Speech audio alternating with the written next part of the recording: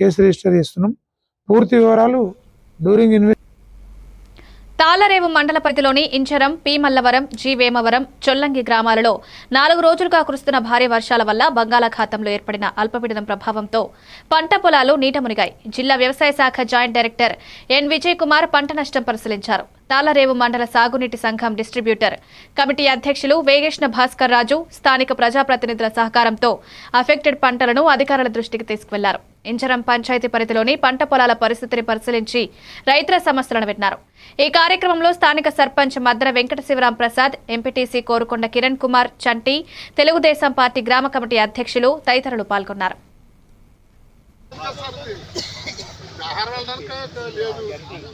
రైతులందరూ కూడా మంచి టైంలో పంట పాలు పోసుకునే టైము, ఈయనకి టైము ఇంకా ఏనవలసింది కూడా ఉంది.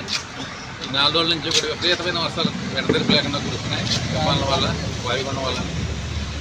కానీ రైతులందరూ పెట్టుబడి అంతా పూర్తిగా పెట్టేశారు. ఇంకా కోతకొచ్చే టైంలో గత 4 రోజుల నుంచి కురుస్తున్నటువంటి వర్షాలు, తర్వాత 2-3 రోజుల్లో కూడా కురవబోయేటువంటి వర్షాల వల్ల అక్కడక్కడ పంటలు లాడ్జింగ్ అయినటువంటి పరిస్థితి, కొన్ని చోట్ల సబ్మర్జ్ అయింది, కొన్ని చోట్ల ఇనండేట్ అయింది.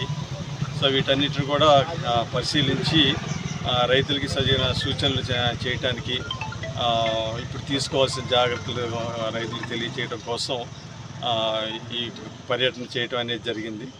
ఇప్పటి వరకు మన జిల్లాలో ఈరోజు వరకు ప్రిలిమినరీ డ్యామేజ్ కింద మనము 3100 ఎకరాలు మన గవర్నమెంట్కి రిపోర్ట్ చేయడం జరిగింది.